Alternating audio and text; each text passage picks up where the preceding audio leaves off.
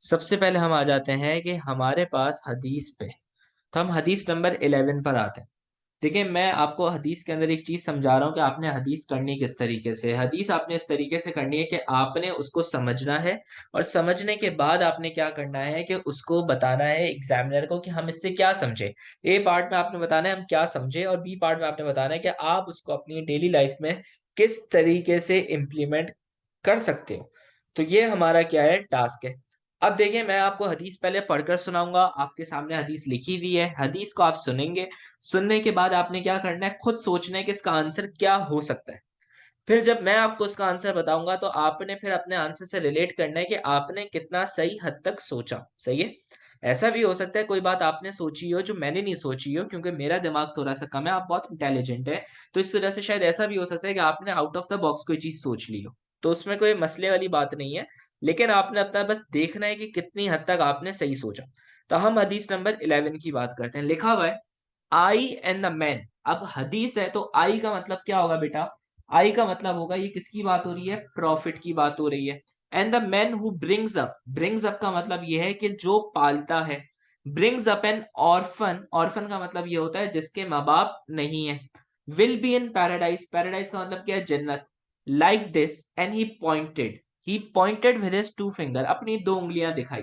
The index finger बेटा कौन सी होती है? इंडेक्स फिंगर होती है जो आप नमाज में उठाते हो। अब मिडिल फिंगर कौन सी होती है बेटा? जो आजकल बच्चे गालियां देकर ढेर होशियार बनते हैं ना, तो मिडिल फिंगर वो वाली होती है। जिस तरीके से ये दो उंगलियां करीब हैं, तो प्रॉफिट ने कहा कि ये दो लोग इस तरीके से करीब होंगे। तो हमारे पास क्या है, अगर हम सोचें, आप इसमें सोचो, आप इसके ए पार्ट में क्या लिखोगे? ए पार्ट इसकी है मेन थीम। मेन थीम का मतलब यह है कि हम इस थीम से क्या सीख रहे हैं। सही है। तो आप इसके अंदर क्या सोचोगे? आप इसके अंदर ये सोचोगे कि हमें इसमें ये बात बताई जा रही है कि अगर हम किसी ऑर्फन को पालते हैं तो हमें क्या मिलेगी इन रिवॉर्ड? जन्नत मिलेगी। फिर उन्होंने दो फिंगर्स को जब शो करा तो उससे वो ये शो करना चाह रहे हैं कि वो बंदा होली प्रॉफिट के कितने करीब होगा जो क्या करेगा, किसी ऑर्फन को पालेगा। फिर ये हमारी तरफ होली कुरान के अंदर ऑर्डर दिया हुआ है। होली कुरान में आपको याद होगा जब हम लोग सूरह दुआ कर रहे थे तो उसके अंदर क्या था? उसके अंदर ये था कि आप जब होली प्रॉफिट को ये कहा जा रहा होता है कि अल्लाह ताला ने आपके साथ पहले भी अच्छा करा, बाद में भी अच्छा करा, सारी चीजें बताई जाती हैं। फिर बताया जाता है कि अल्लाह ताला ने आपको ये हुक्म दिया है कि आप ऑर्फन्स को अच्छे तरीके से ट्रीट करो। तो ये होली कुरान का ऑर्डर है कि आपने ऑर्फन्स को अच्छे तरीके से ट्रीट करना है, उनकी जो नीड्स है वो फुलफिल करनी है। अगर आप उनके रिश्तेदार होते हो तो आपकी रिस्पॉन्सिबिलिटी बनती है कि आप उनकी टेक केयर करो। फिर आप क्या बताओगे कि हमें और क्या हुक्म है? तो हमें ये कहा गया है कि ऑर्फन को कभी हार्शनेस के साथ ट्रीट ना करो। हमें ये कहा गया है कि किसी ऑर्फन का हक नहीं खाओ। सर, ऑर्फन का हक का मतलब क्या है बेटा? तो ऑर्फन के हक का मतलब ये है, हम इससे ये सीखते हैं कि हमें किसी ऑर्फन, जैसे अब एक बच्चा है, सही है, उसके माँ बाप मर गए, अब उसकी प्रॉपर्टी होगी, उसके माँ बाप प्रॉपर्टी छोड़ के गए, तो हमें मुझे उसकी प्रॉपर्टी पे कब्जा नहीं करना चाहिए। तो ये चीज क्या है कि हमारे पास है, और ये हमारे पास लिखा हुआ भी है। क्या लिखा हुआ है कि जो बंदा किसी ऑर्फन का हक खाता है तो वो क्या खा रहा है? वो एक तरीके से आग खा रहा है, दोजक की आग खा रहा है। तो हमारे पास ये चीज हम सीखते हैं। फिर आप ये बता सकते हो कि हमारे पास क्या है, कि हमें ऑर्फन्स को अच्छे तरीके से ट्रीट करना चाहिए, और उनको क्या करना चाहिए, इस्लाम हमें ये कहता है कि उनको अच्छे तरीके से ट्रीट करो। तो ये हमारा ए पार्ट हो गया। सही है कि ए पार्ट के अंदर हम वही बातों को थोड़ा सा एक्सप्लेनेशन करके कि ये करना, हमें ये समझ आ रहा है, इस पैसेज में हमें ये चीज बताई जा रही है। तो क्या बताया जा रहा है कि अगर हम ऑर्फन्स का ख्याल रखेंगे तो हमें क्या मिलेगी इन रिवॉर्ड में? जन्नत मिलेगी। दो फिंगर्स को शो किया गया, इसका मतलब ये है कि अगर हम केयर करेंगे तो हम प्रॉफिट के साथ एंटर होंगे। मतलब हमें एक ऐसा रिवॉर्ड, ये बहुत बड़ा रिवॉर्ड है कि हमें कौन मिलेंगे? प्रॉफिट के साथ हमें मुकाम मिलेगा। फिर हमारे पास ये है कि होली कुरान खुद कहता है कि ऑर्फन्स को अच्छे तरीके से ट्रीट करो। आप सूरह दुहा क्या कर सकते हो? मेंशन कर सकते हो, treat not the orphan with harshness. It also declares very light to those who unjustly eat up the property of orphans, they eat up only fires in their bellies. वो अपनी पेट के अंदर क्या कर रहे हैं? आग खा रहे हैं, दोजक की आग खा रहे हैं। फिर आप ये बताओगे कि प्रॉफिट क्या रहे? दूसरों के बच्चों से काइंड रहे। जैसे कि आप हजरत जैद की एग्जांपल दे सकते हो। ऑल दो वो जब आए थे तो वो ऑर्फन नहीं थे, उनके माँ बाप जिंदा थे, लेकिन फिर भी आप ये कह सकते हो कि उन्होंने अच्छे तरीके से ट्रीट करा, तो हमें भी अच्छे तरीके से ट्रीट करना चाहिए। फिर आप ये बताओगे कि हमारे पास ये है कि जो ऑर्फन्स होते हैं हमें उनको बुरे तरीके से मैनेज नहीं करना, बल्कि हमें उनको अच्छे तरीके से मैनेज करना, और ये इस्लाम हमें क्या कर रहा है? सिखा रहा है। तो ये हमारा ए पार्ट हो गया, ये हमने सीख लिया। अब बी पार्ट आप लोग सोचें कि हम इसको अपनी डेली लाइफ में किस तरीके से या उसकी इम्प्लीमेंटेशन किस तरीके से हो सकती है। तो आप अपनी डेली लाइफ में एग्जांपल ये दे सकते हैं कि अगर मेरी फैमिली के अंदर कोई ऑर्फन है, जैसे कि ऐसा हो सकता है ना कि किसी रिश्तेदार का इंतकाल हो जाए, अल्लाह ना करे हो, लेकिन अगर किसी रिश्तेदार का इंतकाल हो गया, वो ऑर्फन है उसका बच्चा, तो हम उसको क्या करें, उसको कभी भी ये फील ना होने दें कि वो एक ऑर्फन है। आप इसमें एग्जाम्पल किसकी दे सकते हो? अब्बू तालिब की। अब्बू तालिब होली प्रॉफिट का कितना ख्याल रखते थे ताकि उनको कभी ये फील ही ना हो कि उनके अम्मी अब्बू का क्या हो चुका है, इंतकाल हो चुका है।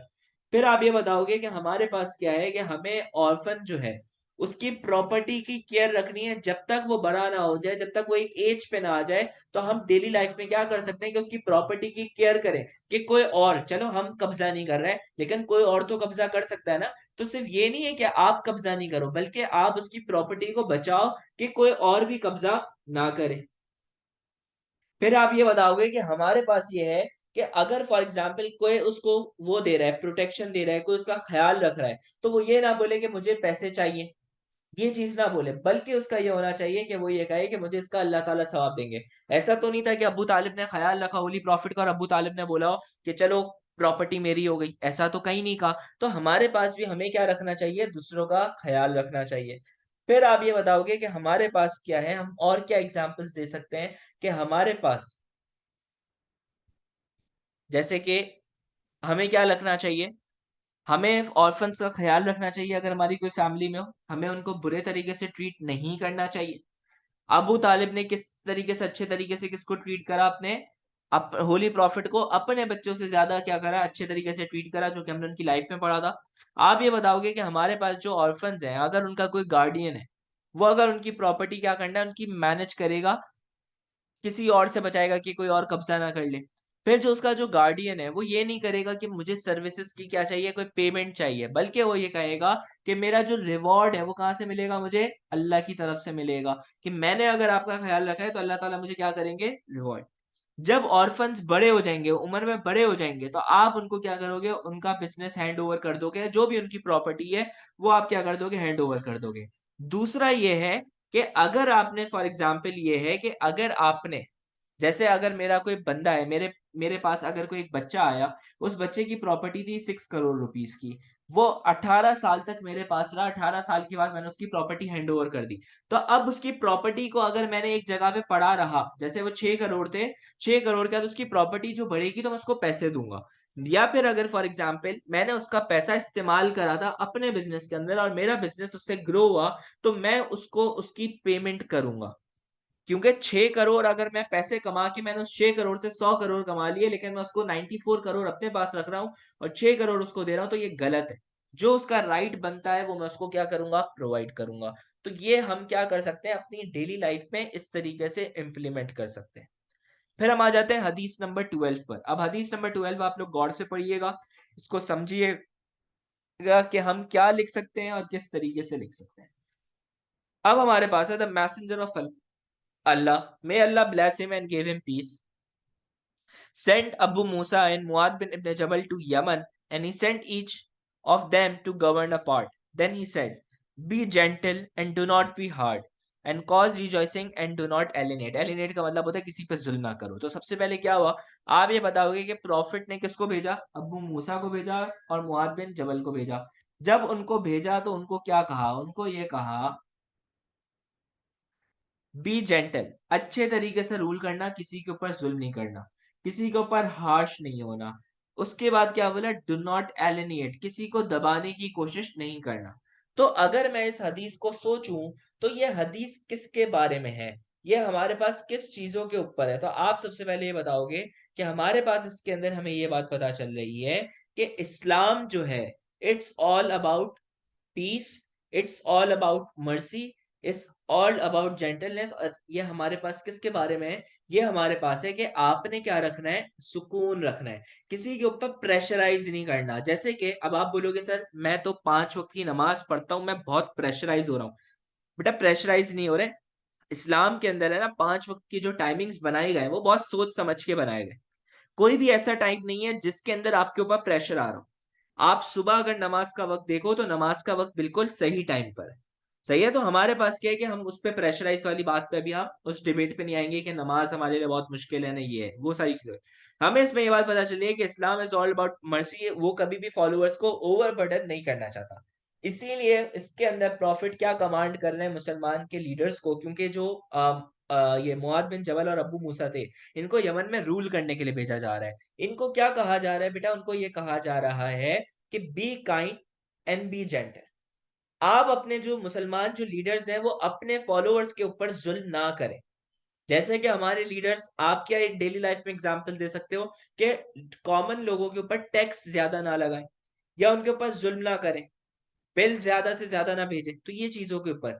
फिर आप ये बताओगे कि हमारे पास प्रॉफिट इसके अंदर ये कह रहे हैं कि उनको सुकून से क्या करो, रूल करो। उनको कभी भी वो ना करो, परेशान ना करो, उनको अप्रेस ना करो, उनके ऊपर अटैक ना करो या फिर उनके ऊपर जुल्म ना करो। सही है। फिर प्रॉफिट ने क्या कहा? प्रॉफिट ने ये फरमाया, the best ruler are those whom you love and they love you। जो आपको प्यार करें और जिनको आप लोग प्यार करें। सही है। मतलब ये है कि अगर आपके पास कोई एक अच्छा रूलर होगा, जैसे अगर अभी हम देखें तो हमारा पाकिस्तान का सबसे पॉपुलर रूलर कौन सा है? तो पॉपुलर रूलर हमारे पास अभी इमरान खान है। सही है। नो डाउट उसमें बहुत बुराइयां होंगी, बहुत होगा, लेकिन अगर फैक्ट देखा जाए तो सबसे अच्छा अभी कौन है? इमरान खान। एक ऑप्शन अवेलेबल है। अब हमें अगर देखें तो अगर सबसे बेस्ट रूलर कौन सा हुआ? वो, क्योंकि उसको आवाम क्या कर रही है? प्यार कर रही है। तो हमारे पास प्रॉफिट ने ये चीज फरमाई है कि हमारे पास जो बेस्ट रूलर है वो कौन है? जिसको लोग आवाम प्यार करे। लोगों को क्या करना है कि उसको जुल्म नहीं करना लोगों के ऊपर। जैसे कि अभी अगर हम देखें तो इमरान खान के दौर में पेट्रोल पे सब्सिडी थी, सस्ता था, लोगों के लिए आसानी थी। अभी पेट्रोल महंगा हो गया तो लोग अब नफरत कर रहे हैं। तो ये कि कभी आप हार्श रूल करोगे तो आपको लोग सामने से सपोर्ट नहीं करेंगे। तो ये लीडर्स के बारे में ये हदीस है और इसके अंदर ये कहा गया है कि आप अच्छे तरीके से रूल करें। आप इसके अंदर किसी को दबाने की कोशिश ना करें, आप किसी के ऊपर जुल्म करने की कोशिश ना करें। तो ये सारी चीजें इसके अंदर बताई गई हैं। तो Islam is all about mercy. इसमें ओवरबर्डन नहीं करना किसी फॉलोअर्स को। होली कुरान कहते हैं Allah intends for you ease and he does not want to make things difficult for you. Allah आपके लिए आसानी चाहता है। इसीलिए प्रॉफिट ने सेम कमांड मुस्लिम लीडर्स को कहा कि be kind and B gentle. आप उनके ऊपर जुल्म ना करें, बल्कि आप क्या करें? जो सुकून से एडमिनिस्टर करें विद कंफर्ट, किसी के लिए प्रॉब्लम ना क्रिएट करें और किसी को अप्रेस ना करें, किसी के ऊपर जुल्म ना करें। प्रॉफिट ने क्या फरमाया? Give ease and not content, give tranquillity and not operation. मतलब यह है कि लोगों को रिलीफ दें, लोगों के ऊपर फालतू का जुल्म ना करें। फिर प्रॉफिट ने क्या फरमाया? The best ruler are those whom you love and they love you. जो आपसे प्यार करें, जिनको आप प्यार करें, तो मतलब यह है कि आपका रिलेशन उनके साथ क्या हो? अच्छा। प्रॉफिट ये कह रहे हैं कि आपने हार्श एंड रूड नहीं रहना, वरना आपकी जिंदगी क्या हो जाएगी? खुद मुश्किल हो जाएगी और दूसरों की भी जिंदगी मुश्किल हो जाएगी। जैसे हमारे नवाज शरीफ भाई की जिंदगी कितनी मुश्किल हो गई है, बेचारे उनको हर जगह से क्या मिल रही है? ओपोजिशन मिल रही है। तो उन्होंने दूसरों की जिंदगी भी मुश्किल करी, अपनी भी मुश्किल करी। इमरान खान भी कोई कम नहीं है, लेकिन ये है कि कंपेयर किया जाए तो बेहतर है। फिर आप ये बताओगे कि हमारे पास ये है कि अगर हम देखें एक इंसान, एक अच्छे लीडर, उसकी जो सबसे अच्छी क्वालिटी होती है वो ये होती है, उसका जो दिल होता है वो नरम होता है, वो किसी के ऊपर जुल्म नहीं करता। अगर आपके पास, अगर ये आपके पास अच्छी क्वालिटी नहीं है तो इसका मतलब ये है कि आपके अंदर अच्छाई नहीं है। तो ये चीज हमें ए पार्ट के अंदर हमने बता दी कि होली प्रॉफिट क्या कहना चाह रहे हैं कि एक लीडर कैसा होना चाहिए, एक लीडर को किस तरीके से रूल करना चाहिए, एक लीडर को क्या चीजों का ख्याल रखना चाहिए, एक लीडर में जो सबसे बेस्ट लीडर होता है वो कौन होता है। अब हम बी पार्ट में क्या सीखते हैं? हम बी पार्ट में ये सीखते हैं कि हमारे पास ये है कि हमें क्या क्या चीजें सीखने को इससे मिलती हैं। सबसे पहले हमें ये चीज मिलती है कि हमें इस्लाम क्या करना है? प्रीच करना है। हमें इस्लाम के जो खुतबे हैं, वो मोरल एडवाइस, ये सारी चीजें लोगों को हमें किसकी तरफ रागिब करना है? रिलीजन की तरफ रागिब करना है। रिलीजन की तरफ रागिब करके क्या करना है? हमें कहीं पर भी ये चीज नहीं करनी कि हम लोगों के ऊपर जुल्म करें। कहीं पर भी हम उनको सुकून से समझाएं कि ऐसे होगा, ऐसे होगा, ये चीज इस्लाम में ऐसे है, ये चीज इस्लाम में ऐसे है। अगर मैं किसी को डराऊंगा, एक बंदा वैसे ही डरा हुआ है, जैसे अगर कोई बंदा गुनाह करता है ना तो उसको बहुत डर लग रहा होता है कि मेरे साथ आखिरत में क्या होगा। अब जैसे अगर कोई स्टूडेंट मेरे पास आया, सर मेरे से ये मसला हो गया है, मैं उसको कहूँ कि तुम दोजखी हो, तुम ये हो, वो बेचारा वो परेशान हो जाएगा, वो पता नहीं दुनिया के कौन से कोने में चले जाएगा। अगर मैं उसको ये कहूँ कि आप अल्लाह से माफ़ी माँगो, उसको मैं प्यार मोहब्बत से सारी चीज़ों को डील करूँ, तो वो मुझे भी अच्छी वो बोलेगा, वो मुझ मेरे साथ भी अच्छा रहेगा और वो क्या करेगा, वो उसका दिल भी ऐसा हो जाएगा कि वो अल्लाह ताला की तरफ आ जाएगा। तो हम क्या कर सकते हैं, हम एज़ अ लीडर, अगर हम कहीं के लीडर हैं, जैसे एक टीचर होता है, वो टीचर भी क्या है, एक लीडर है। तो हमारे पास ये है कि हम क्या करें, प्यार मोहब्बत से सिखाएँ। देखिए ज़लील तो मैं आप लोगों को इसलिए करता हूँ, क्योंकि अब ज़ाहिर-सी बात है ना, रिज़ल्ट तो लाना है। लेकिन फिर भी आप लोगों ने क्या है, समझनी है कि ज़लालत तो ज़लालत है, लेकिन ऑब्वियस सी बात है कहीं पर हमें थोड़ा-सा बच्चा बनना पड़ता है, हमें प्यार-मोहब्बत से समझाना पड़ता है। क्योंकि अगर बच्चा अकड़ पर आ गया तो बच्चे से हम नहीं जीत सकते। बच्चा फिर अपनी अकड़ पर आ जाएगा तो वो कभी नहीं पढ़ेगा। तो हमारे पास क्या है कि हमें अकड़ नहीं दिखानी, हमें क्या करना है, सुकून से प्रीच करना है, सुकून से सारी चीज़ों को सिखाना है। हमें उनको एडवाइस देनी है प्यार-मोहब्बत से, ये लीडर का काम है। फिर आपने ये बात रखनी है कि जो हमारा जो टोन या मोड ऑफ एक्सप्रेशन है, जैसे कि अगर मैं ये कहूँ, अगर मैं जैसे अब देखो टोन और में क्या फ़र्क होता है। बात करने का अंदाज़ एक ही होता है। मैं ये कह रहा हूँ आपके अब्बू का नाम क्या है? और मैं कहूँ तेरे बाप का नाम क्या है? दोनों का मतलब क्या है? आप अपने अब्बू का ही नाम बताओगे। लेकिन एक में मैं बोल रहा हूँ तेरे बाप का नाम क्या है, तो उसमें आप बोलोगे यार ये सर गुस्से में है अभी। अगर मैं बोलूँगा आपके अब्बू का नाम क्या है? तो आप बोलोगे नहीं सर अभी ठंडे हैं, अभी सर गुस्से में नहीं है।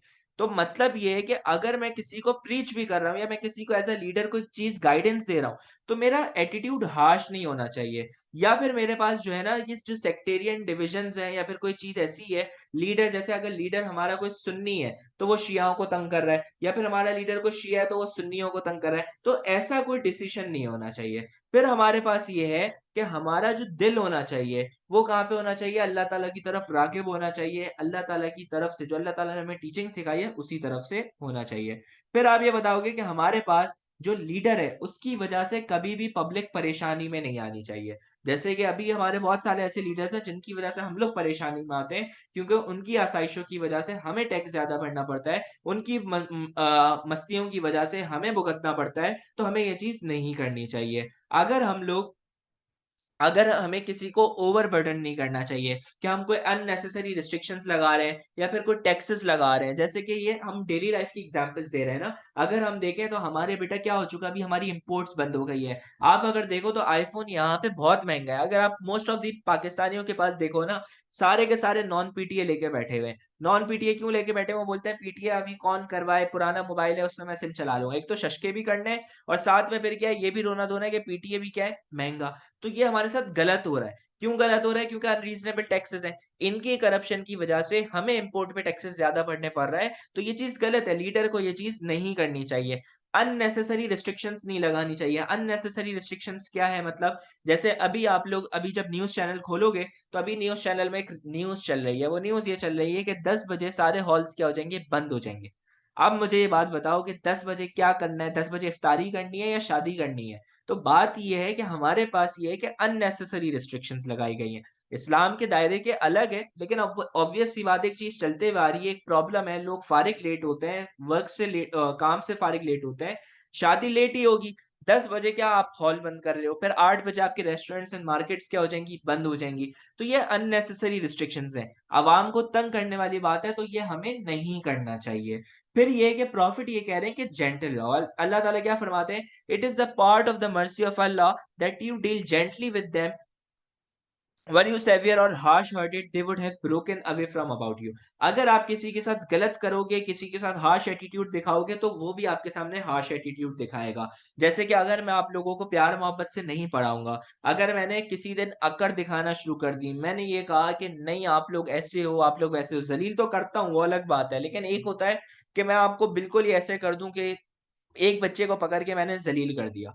एक बच्चे को, ओवरऑल ज़लील पे सब बेशर्म हो। लेकिन अगर एक बच्चे को पॉइंट आउट करके अगर मैं कुछ मसला करूँगा, ज़लील करूँगा, तो उसको बुरा लगेगा और वो फिर क्या करेगा, वो कभी भी ज़िंदगी भर नहीं पढ़ेगा। तो इसी तरीके से हमें अल्लाह ताला फरमा रहे हैं कि आपने क्या करना है, लोगों के लिए मर्सी का बाइस बनो, बल्कि और जेंटली उनको रूल करो, हार्शली रूल नहीं करो। तो ये लीडर्स के लिए क्या थी, ये हमारी हदीस थी।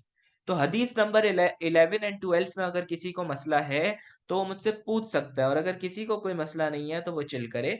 9:37 हो रहे हैं, 9:38 तक का आप लोगों के पास टाइम है, 1 मिनट है। हदीस नंबर 11 एंड 12 में अगर कोई कंफ्यूजन है तो आप लोग पूछ सकते हैं।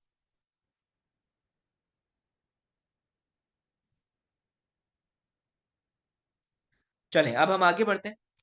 अब हमारे पास है हदीस नंबर 13। अच्छा अब आप लोगों ने दिमाग से खुद सोचना है, सही है, मुझे पता है आप लोगों के पास दिमाग नहीं है, लेकिन फिर भी सोचना है।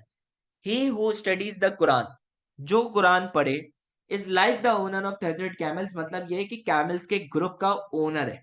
If he attends to them he will keep hold of them, अगर वो रोज रोज कुरान पढ़ेगा तो वो उसका होल्ड रख पाएगा, मतलब कैमल्स का होल्ड रख पाएगा। But if we lets them loose they will go away, मतलब ये है कि अगर कोई बंदा कुरान हिफ्ज कर रहा है तो उसको बार बार उसका ख्याल रखना है, उसको बार बार रिवाइज करना है। अगर वो नहीं रिवाइज करेगा तो वो क्या करेगा, कुरान को भूल जाएगा। जैसे मैं क्या हूं, मैं हाफिज हूं।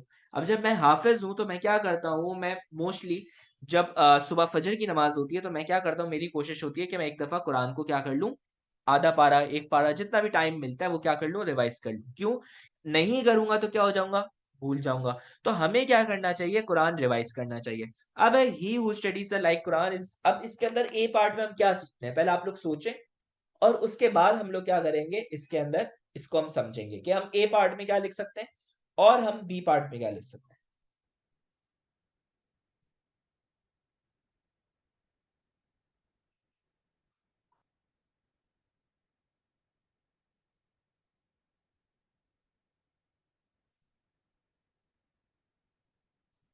होपफुली आप लोगों ने सोच लिया होगा। अब देखें हम इसके ए पार्ट में क्या क्या लिख सकते हैं। हम ए पार्ट में सबसे पहले ये लिख सकते हैं कि हमारे पास एक इंसान जो है वो कुरान अगर पढ़ रहा है तो उसकी ये ड्यूटी है, इस कुरान इसके अंदर बताया जा रहा है कि जो बंदा हिफ्ज कर रहा है, जो हाफिजुल कुरान है, उसको ये क्या करना चाहिए, कंसिस्टेंटली उसको रिसाइट करना चाहिए, उसको उसको पढ़ना चाहिए। अगर वो नहीं पढ़ेगा तो वो भूल जाएगा। जैसे कि आप लोग कभी नोट करिएगा कि अगर आप लोगों के घरों के अंदर कोई दादा दादी नाना नानी कोई बड़ी उम्र का होगा, आप लोग के घर में कोई ना कोई एक ऐसा अफराद होगा, अगर नहीं है बहुत अच्छी बात है, लेकिन कोई ना कोई एक ऐसा बंदा होगा जिसने अपनी जिंदगी में कुरान है ना बहुत टाइम बाद पढ़ा होगा, तो उसको अभी कुरान पढ़ने में बहुत मुश्किल होती होगी। तो प्रॉब्लम ये है, देखिए कुरान आपने क्या करना है, पढ़ना है।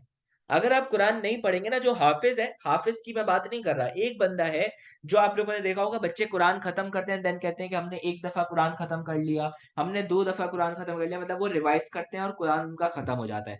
मतलब ये है कि वो कुरान जब पढ़ते हैं तो क्या हो रहा है, कुरान जब वो पढ़ते हैं, कुरान का वो पूरे 30 पारे खत्म करते हैं, तो उसके बाद क्या होता है कि वो कहते हैं हमारा कुरान, आपने ये प्रॉपर्ली रिवाइज करना है। और एक बंदा है जो हाफिज है, हाफिज को भी पढ़ना है, वरना क्या हो जाएगा, वो भूल जाएगा। तो आप क्या बताओगे, सबसे पहले इसके अंदर ये कहा जा रहा है कि अगर चाहे आप कुरान पढ़ते हो या फिर आप हाफिज हो, आप उसने उसको क्या करना है, रिसाइट करना है कंसिस्टेंटली, वरना क्या होगा, आप उसको भूल जाओगे। प्रॉफिट इसको कंपेयर कर रहे हैं किससे, कैमल्स के साथ, कि जैसे हमें कैमल्स का ख्याल रखना पड़ता है, कि आपने देखा होगा कि अगर एक कैमल जा रहे तो उनके साथ ऐसा तो नहीं है कि कैमल्स को छोड़ दिया जाए, एक बंदा उनके साथ होता है ताकि वो एक रास्ते पे चलते रहें, एक साथ चलते रहें। इसी तरीके से हमें रोज रोज उनका ख्याल रखना है, हमें कुरान का ख्याल रखना है, वरना जैसे कैमल्स एक साथ वो हो जाएंगे, अलग डेजर्ट में घूम जाएंगे, इसी तरीके से हमारे दिमाग से कुरान निकल जाएगा।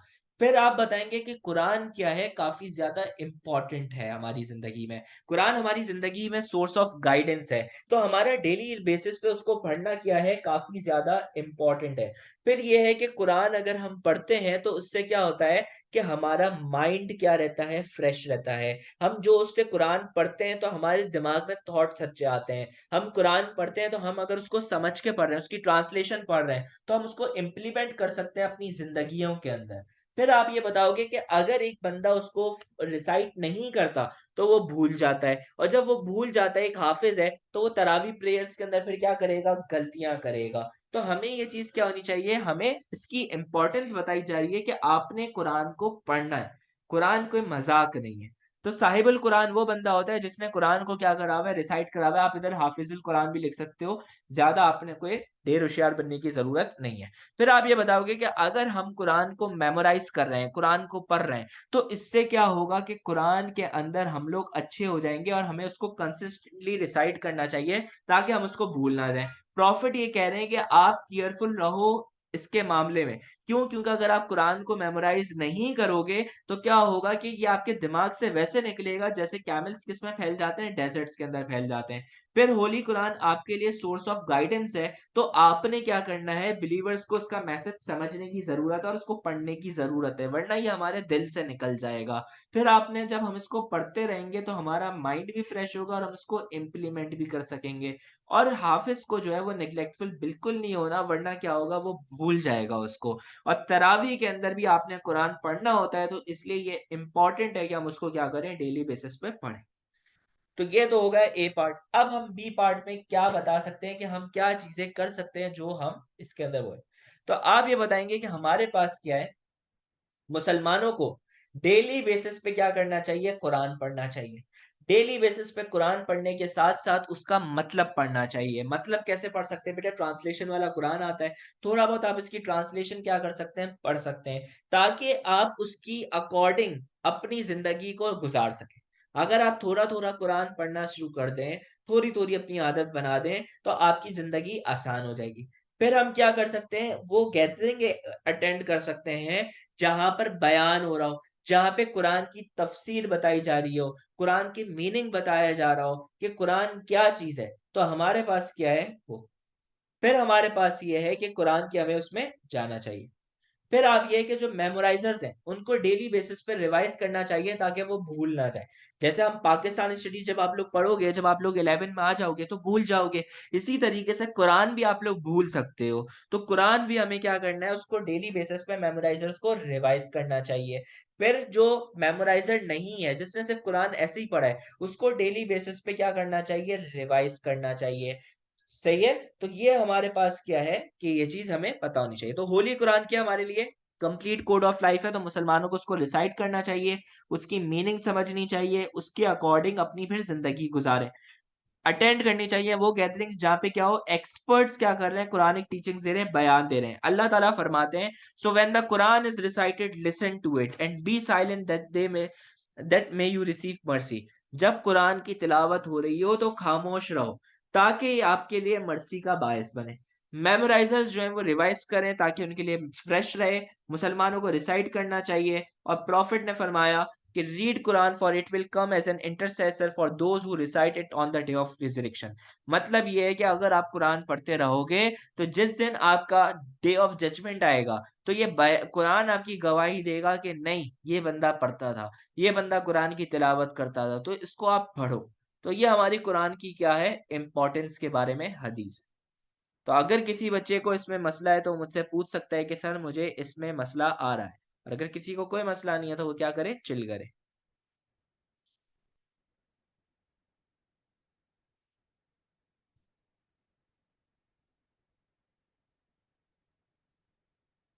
अब हमारे पास है हदीस नंबर 14। हदीस नंबर 14 क्या है, may God show mercy. God का मतलब किसकी बात हो रही है बेटा, अल्लाह ताला की बात हो रही है। मर्सी का मतलब ये है कि अल्लाह ताला उनके ऊपर रहम फरमाए। To a man who is kindly when he sells, जो सेल करते हुए काइंड रहे। व्हेन ही बाइज, जब वो खरीदारी कर रहा हो तो वो क्या रहे, वो रहे। And when he demands his money back, जब वो अपने पैसे वापसी मांगे तो हमारे पास क्या है, वो रहे। तो हमारे पास क्या है, ये चीज बोली गई। अब ये हमारे पास क्या है कि ये हमें गाइड कर रही है, ये हदीस क्या गाइड कर रही है, ये हमें सेलिंग, बाइंग, और हमें किस पे, उधार की उस पे गाइड कर रही है। तो ये हमें ये गाइड कर रही है कि फाइनेंशियल एक्टिविटीज के ऊपर गाइड कर रही है कि आपने किस तरीके से लोगों को वो करना है। तो अगर फॉर एग्जाम्पल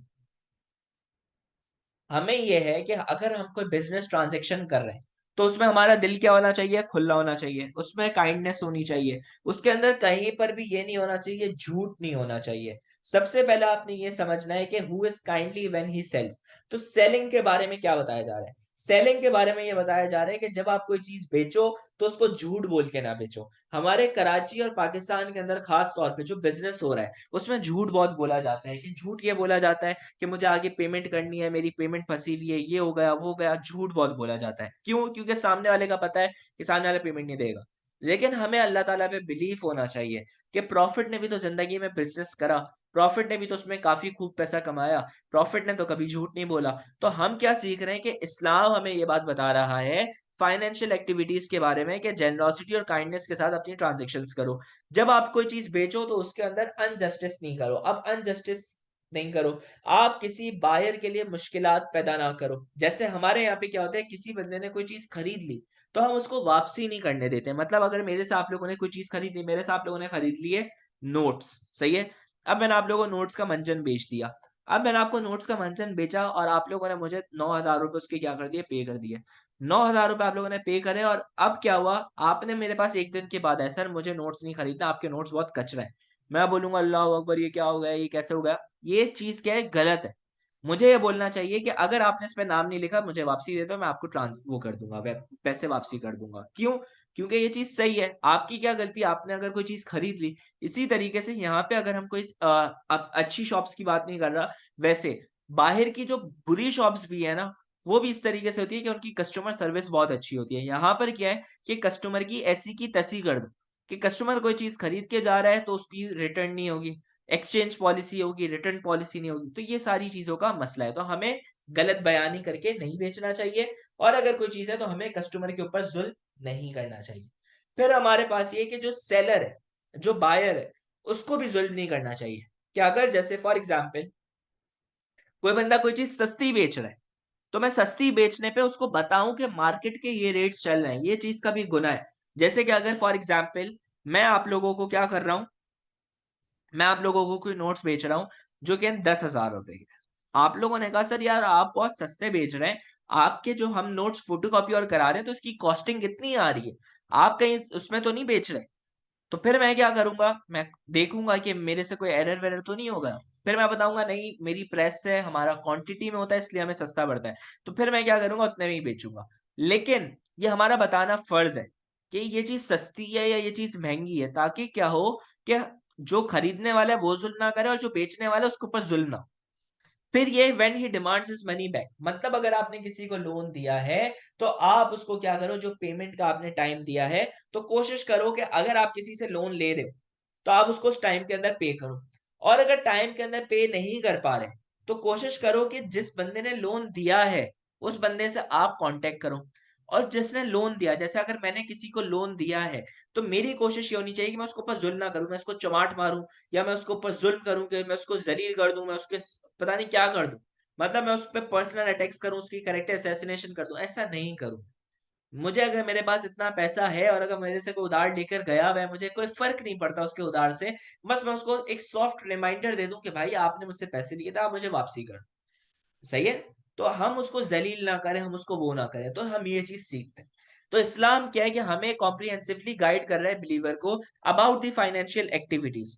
प्रॉफिट हमें गाइड कर रहे हैं अबाउट द फाइनेंशियल एक्टिविटीज, और वो हमें क्या कह रहे हैं, वो हमें ये कह रहे हैं कि जब आप बिजनेस ट्रांजेक्शन्स करो तो वो विद जेनरोसिटी एंड काइंडनेस के साथ वो आप करो।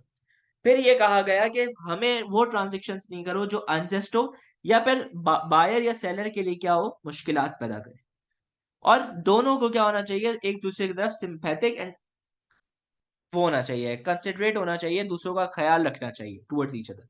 अगर आप किसी को लोन दे रहे हो तो उसको एक पेमेंट का टाइम दो, उसका आपको रिवॉर्डेबल एक्शन में वो मिलेगा, रिवॉर्ड मिलेगा।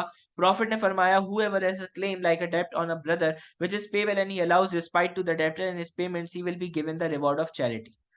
फिर अल्लाह ताला ने क्या कहा कि आपने क्या रखना चाहिए, ये सारी चीजें। अब बी पार्ट, हम इसको किस तरीके से वो कर सकते हैं। मुसलमानों को क्या करना चाहिए, काइंडली बिहेव करना चाहिए, काइंडली बोलना चाहिए। जब वो लोग क्या कर रहे हो, वो लोग ट्रांजेक्शन्स कर रहे हो, जब वो खरीदारी कर रहे हो, जब वो कोई चीज बेच रहे हो। जैसे कि हमारे यहाँ पे क्या होता है, जैसे अगर मेरे पास कोई बच्चा आया स्टूडेंट, अब मेरे पास कोई स्टूडेंट आया, वो मुझसे पूछता है सर आपकी फीस कितनी है, तो मैंने उसको कहा सर 10,000 रुपीज फीस है। वो बच्चा मेरे पास, उसके पेरेंट्स से मुझे कहा सर ये 10,000 रुपीज क्या है, ज्यादा है, आप थोड़ी सी फीस क्या कर दें कम। मैं उसको ये कहूँ नहीं नहीं यहाँ पे कुछ नहीं होता, यहाँ पे कोई ये क्या मैंने कोई ऐसे खोला हुआ है, मतलब मैं उसको वो कर रहा हूँ, डिसरिस्पेक्ट कर रहा हूँ। ये चीज क्या होगी, गलत। मैं उसको प्यार से बोल सकता हूँ कि मेरे लिए, अगर मेरे लिए पॉसिबल नहीं है, वैसे तो पॉसिबल हर जगह होता है, लेकिन अगर मेरे लिए पॉसिबल नहीं है तो मैं उसको क्या कहूंगा, आप समझने की कोशिश करें, मेरे लिए पॉसिबल नहीं है, आप मेरी क्या करें, मेरे लेक्चर्स जो फ्री वाले वो आप फ्री वाले लेक्चर्स ले लें। तो ये चीज मैं कर सकता हूँ। मैं उसके लिए क्या रहा हूँ वो, या फिर अगर वो मैं 10,000 उनको कहूँ और सामने से मुझे जवाब है नहीं आप तो बहुत महंगे हैं, हमारे यहाँ पे तो 2,000 रुपए में कोई हमें वो पढ़ा देता है, ये कर देता है, अब मैं क्या करूँ? मैं क्या, अब वो उनका एटीट्यूड या मेरा एटीट्यूड, बायर एंड सेलर दोनों का एटीट्यूड क्या होना चाहिए? सही होना चाहिए। दोनों तमीज से बात करें, दोनों के अंदर क्या होना चाहिए? अगर कोई चीज समझ नहीं आ रही तो मूव ऑन कर जाए, कोई मसले वाली बात नहीं है। फिर हमारे पास क्या है कि जो हमारे पास सेलर है उसको क्या करना चाहिए? जैसे कि हमारे पास ये है कि कोई ऐसी चीज नहीं हो कि जो चीज गलत हो। जैसे कि अगर मैं कोई चीज बेच रहा हूं तो मैं कोई गलत चीज ना बेचूं, कोई गलत चीज ना करूं।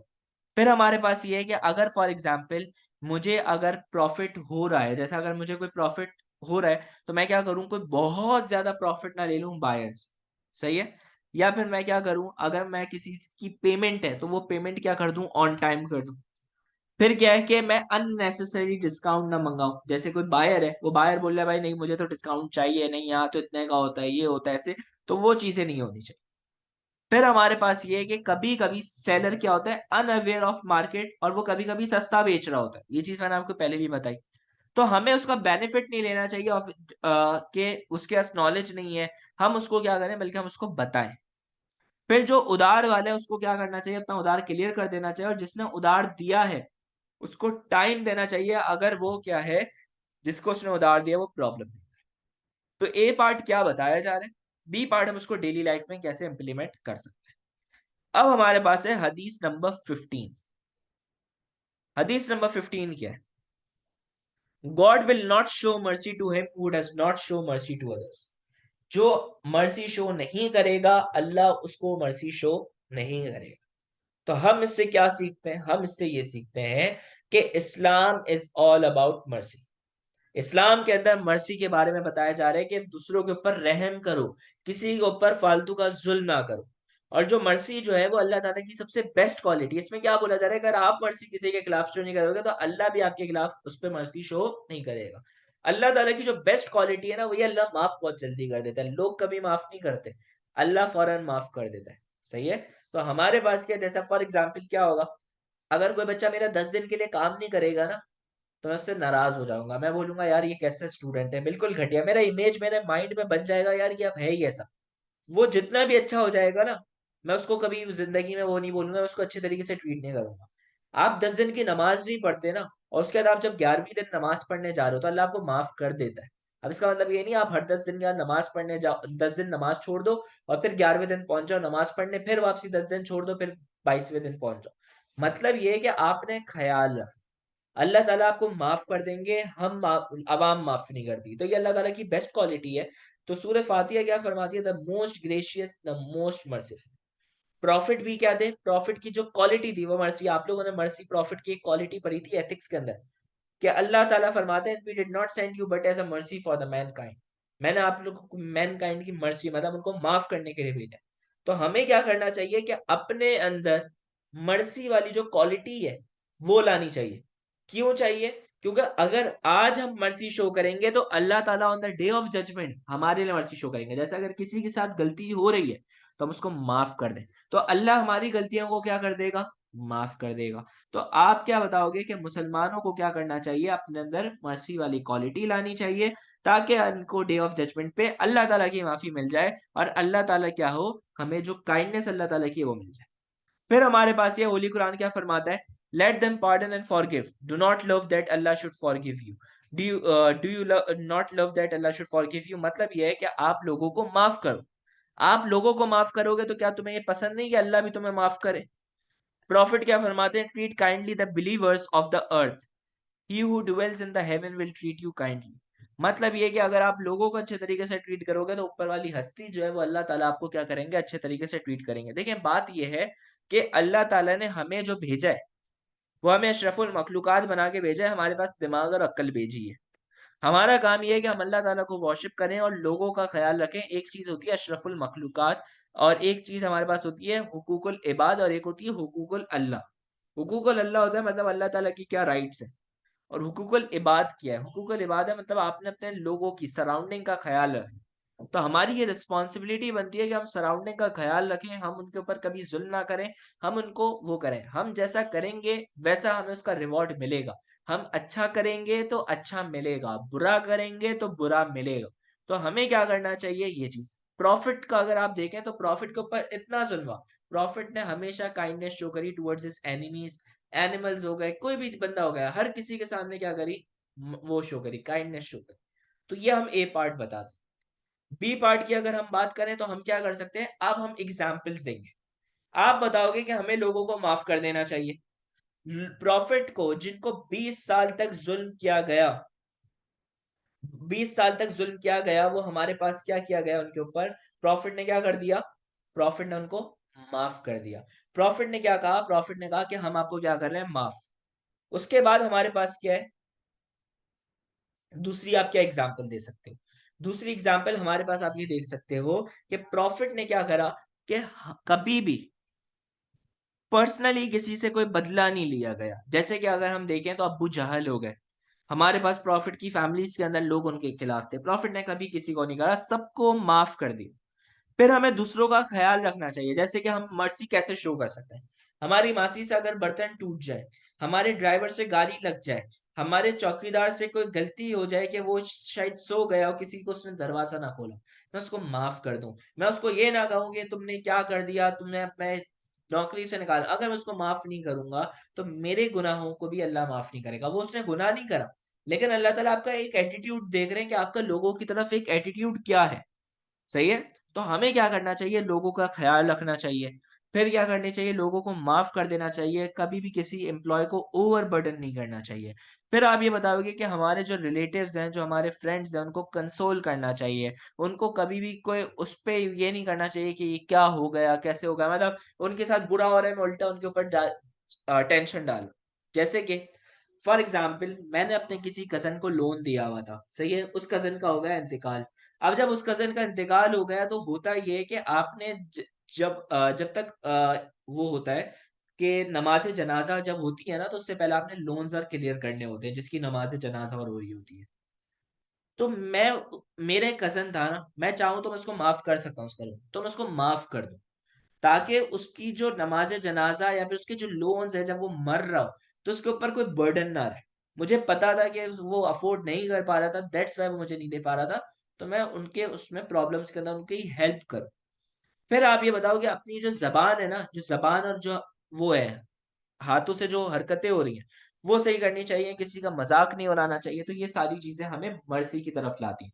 अगर हम अच्छा एटीट्यूड रखेंगे तो हमें रिवॉर्ड अच्छा एक वो मिलेगा, गिफ्ट मिलेगा। तो ये हमारे पास थी हदीस नंबर 15। होपफुली आप लोगों को कहानी समझ आ गई होगी। जिस जिसको ये कहानी समझ आ गई है वो चिल करे, और जिस जिसको समझ नहीं आई है वो मुझसे पूछ सकता है। आप लोगों को मैं 1 मिनट का टाइम दे रहा हूँ, 10 बजे हम लोग फिर हदीस नंबर 16 पे आ जाएंगे।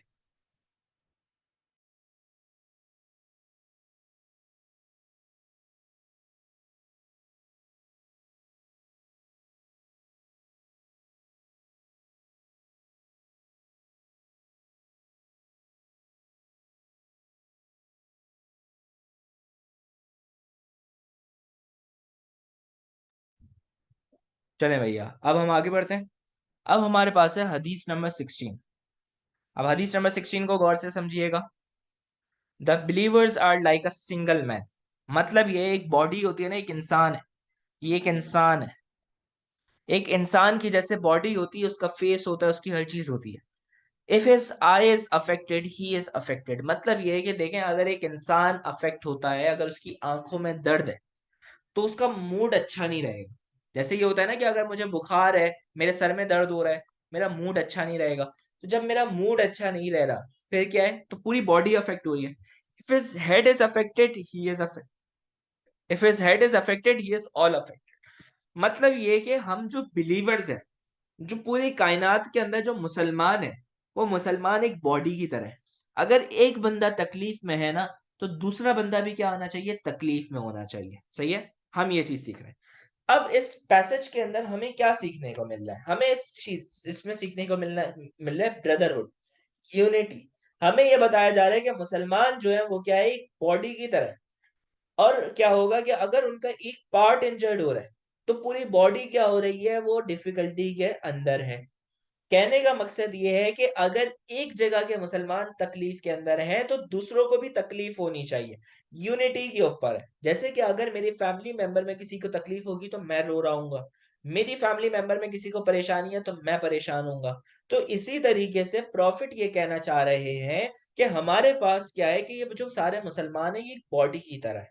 अगर एक बंदा अफेक्ट है तो दूसरे बंदे को भी क्या होना चाहिए, अफेक्ट होना चाहिए। सही है। फिर हमारे पास ये है कि आप ये बताओगे कि प्रॉफिट वाज अ पर्सन जिन्होंने यूनिटी बनाई, जिन्होंने ब्रदरहुड बनाई। आपको इवेंट्स ऑफ फर्स्ट एज याद होगा, जब प्रॉफिट मदीना के अंदर आते हैं तो क्या करते हैं, ब्रदरहुड बनाते हैं। तो ये चीज आप बताओगे। फिर आप ये बताओगे कि हमारे पास कुरान इसके बारे में क्या फरमाता है। कुरान ये फरमाता है कि हमारे पास, पहले हम ये समझ लेते हैं, एम्फोसिस हम लोग किस पे कर रहे हैं, यूनिटी पर। मुसलमानों को बताया जा रहा है कि मुसलमान is like a one body, अगर एक पार्ट इंजर्ड है तो पूरी बॉडी क्या होगी, प्रॉब्लम आएगी।